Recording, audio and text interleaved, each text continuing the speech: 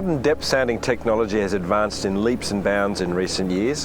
What we want to do today is just run you through some of the features of the new Lowrance HDS Gen 2 unit, specifically focusing on the structure scan capacities of this particular sounder.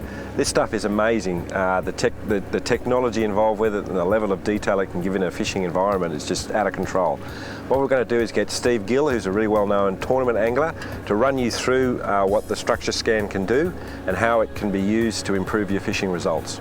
Okay guys, we're just going to run you through a few of the reasons why you would use one of these HDS Gen 2 sounders with a structure scan unit fitted like it has in a tournament example, which is most of the occasions where I use the unit. Especially being on a new system where you don't know the bottom, you're highly likely to find what you're after with this unit as compared to just a normal sounder. What we're doing here, we're coming along, we've just come up out of around 20 foot of water and we're moving up onto a reef here. It's a pretty well-known reef in the Shoalhaven River, and we've actually got our view. This is the centre line of the boat, the transducer, and we're looking out to each side of the boat up to 80 feet. Starts to fade away at 80 feet. I can change that by less, it's like zooming in, or more, which is very simple.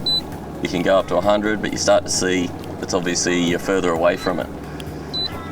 Now I usually run it in shallow water like this at around 80 feet, and you can see all this is rock, this is the water column, so you'll see any bait fish that are immediately under you, but you will also pick up the odd fish out hiding in amongst these rocks.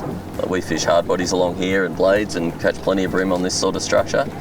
But especially when you go to a tournament arena, it may be your first time there, you're going to see many rock walls, many snag lined edges, that sort of thing, bridge pylons, oyster racks. You can actually look in under the oyster racks with this out to the side and see whether there's fish in there, see what the bottom's like, see whether it's a mud bottom. It actually shows up even nipper holes on the bottom. That's how accurate they can be.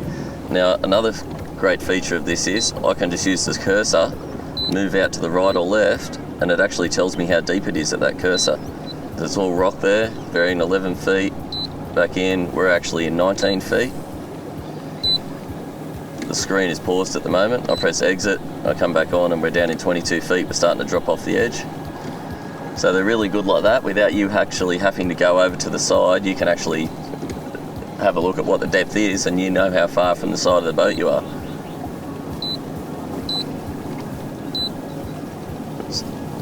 It's got all your coordinates and everything there, and it's got the 36.4 feet to the right.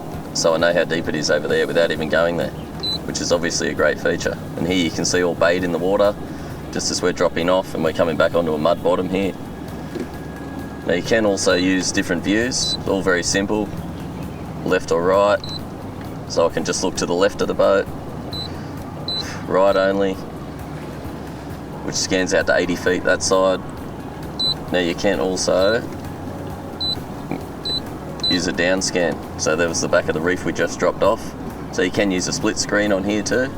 Very valuable tool. Like before we had these sorts of things, we thought the sounders in general were pretty good, but as you can see here, you never had an image like that with a normal sonar unit.